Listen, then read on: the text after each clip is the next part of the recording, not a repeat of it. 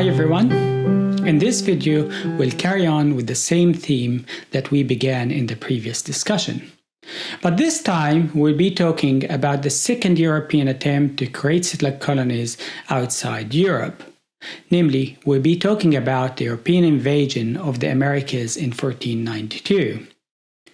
As we have seen with the Crusaders, their attempt and their colonies in Syria and Palestine have failed, and they were dismantled after about 2 centuries. Also, that invasion in the 11th century could not create any lasting structural changes, either on the regional level or on the global scale. The situation is quite the opposite with the invasion of the Americas. That invasion in the 14th, 15th century has laid down the foundations of the present-day international or global system or global order. In order to appreciate the change that this invasion brought about, we need to look at the global structure and the global order at that point of time. It was a polycentric organization of power. There were different powers ruling over different regions of the world, but none of them had influence at a global scale. Their influence was limited within their own or immediate territories and geographies. That system or that structure began to radically change when Europe began to acquire more and more power and began to colonize and expand outside Europe since the 15th century. The two dominant European colonial powers, Spain and Portugal, needed a justification for their invasion and appropriation of territories in foreign lands. And in order to do that, they appealed to the highest religious and moral authority at that time, which was the Pope or the Vatican. The Pope did 2 important things. In the 15th century, he issued a series of decrees justifying and even authorizing Europeans to colonize and dominate non-European land and non-European nations. They also included or justified enslavement of non-Europeans. These series of decrees have since been known as the Doctrine of Discovery, which was repudiated only in March 2023. So the colonial powers, Spain and Portugal, and later on all of the European countries, they got the backing of the highest religious authority. It is also important to keep in mind that it wasn't only the armies that colonized and invaded other countries. Also, the missionaries played an important role in spreading colonialism. The second important thing which the Pope did at that point in time is starting a new way of spatial management and spatial imagination to satisfy the colonial needs of Europe. The two colonial powers, Spain and Portugal, they needed also not only to justify colonialism, but they needed a way to manage their own colonial relationship so they don't fall into conflict with each other. So again, they appealed to the Vatican or the Pope. So the 2 heads of states, or the King of Spain and Portugal, they met with the Pope and signed a treaty in 1494, the Treaty of Tordesillas. That treaty produced a very peculiar colonial map. The Pope drew a line through present-day Brazil and decided anything to the east of that line would be open for colonization by Portugal, and anything to the west of that line would belong to the Spanish to colonize and appropriate. But there is a problem here. If the 2 countries keep colonizing to the east and the west and expanding, they will meet at some point and might enter into conflict with each other. To resolve this problem, they signed the Treaty of Saragossa in 1529. And that treaty produced a map on which the Pope basically drew a line to define the outer limit or the outer reach of each colonial power. With the invasion of the Americas in the 15th century, Europe all of a sudden acquired a massive amount of wealth and access to land, and began to rule and govern and dominate over people whom Europe did not know about anything. This new reality required a new system of management, a new type of politics, and a new type of economy, and also it needed a massive amount of labor.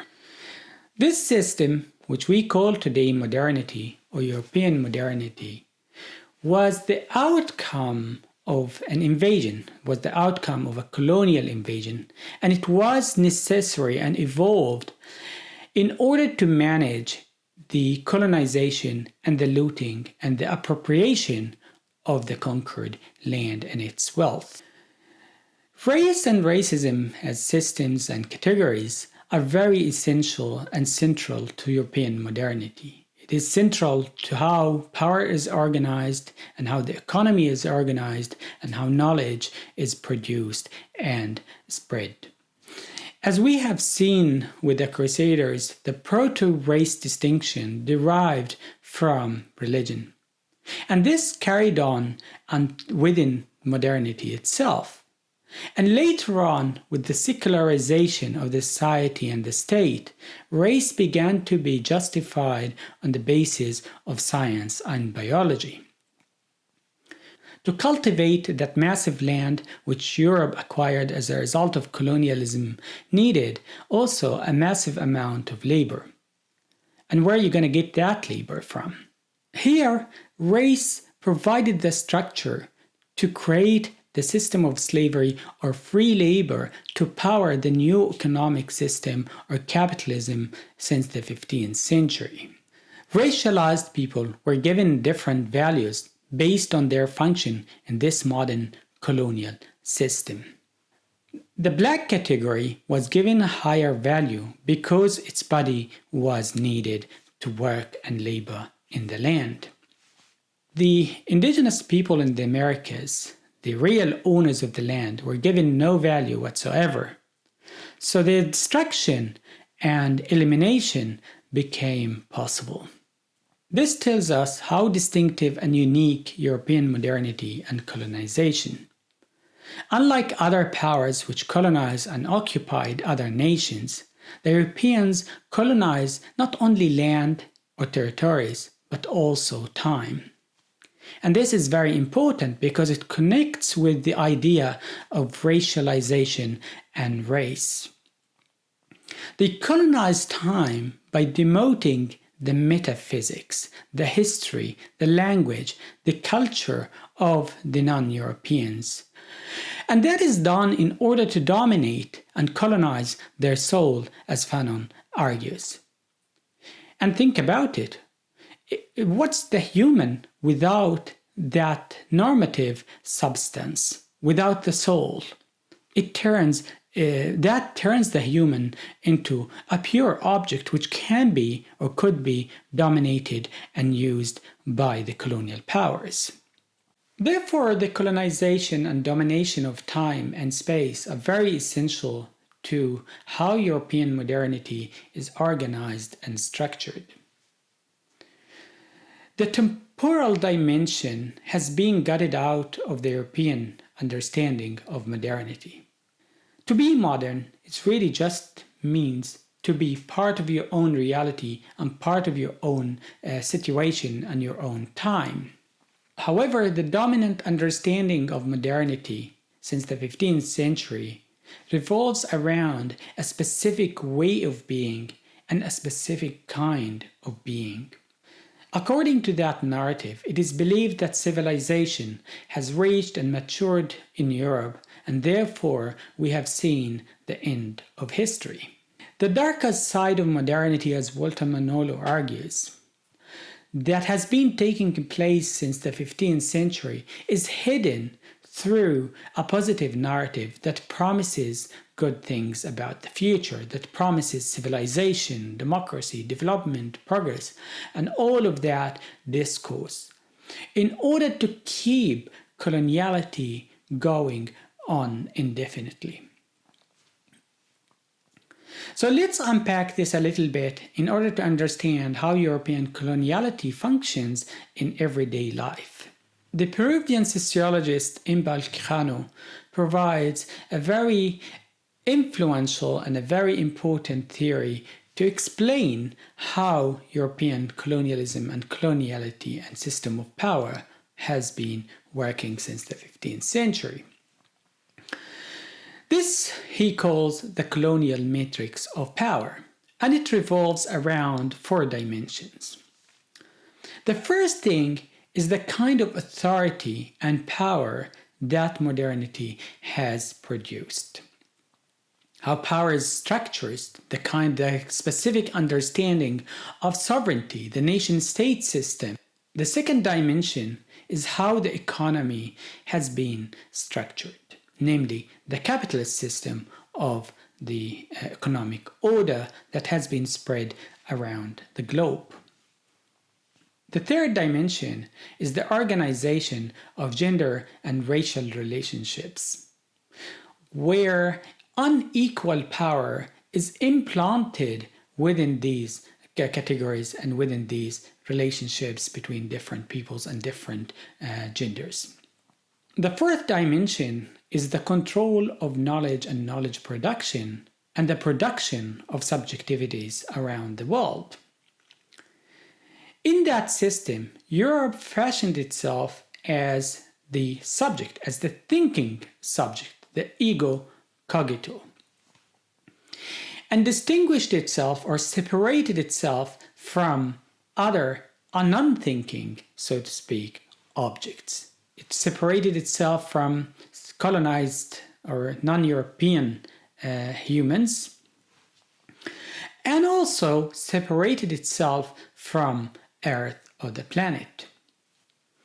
So these categories, the latter categories, have been objectified and became the things for Europe to act upon and have sovereignty over and use and abuse as it sees fit.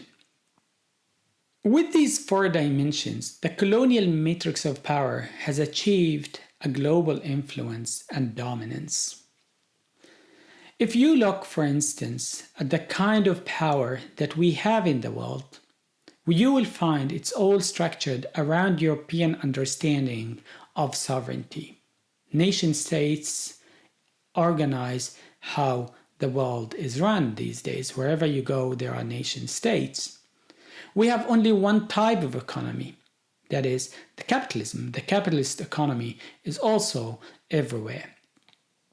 The production of knowledge has been dominated by European epistemology, with the colonial matrix of power having a global influence, which is based on an oppressive and possessive system and ways of thinking. The modern subject, and we are all modern subjects, and we are a product of a colonial system in a way or another, began to live above the world, not within it. And that makes a lot of difference. To understand the destructive impact of this way of thinking, take, for instance, how the modern subject deals and approaches nature. How do we use, for instance, rivers, forests, mountains? Don't we use them just as resources to exploit and use in an instrumental way in order to generate more wealth? The biggest disaster of our time is climate change. And it is basically the outcome of that framework of thinking. It is the outcome of the modern structures that were laid down 5 centuries ago. Yet despite all of this destruction that has been inflicted upon the world since the last 500 years, modernity or Euromodernity still promises us good things, that the future is going to be good and these things are going to be resolved in a way or another. And the roots of that way of thinking go back all the way to the European experience with Christianity.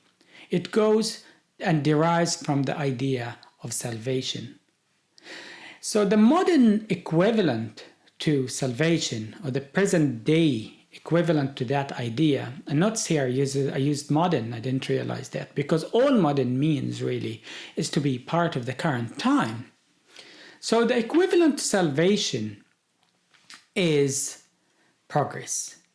That discourse that revolves around progress, development, democracy, sustainability is also a secular theology that tries to sell us modernity and coloniality in a different package. By controlling the colonial matrix of power and colonizing time and culture, it creates a relationship of domination, so that coloniality and colonialism and domination continues to reproduce themselves without direct force, or without needing to go and invade or colonize these societies and these territories. In this way, coloniality becomes a self-driving institution.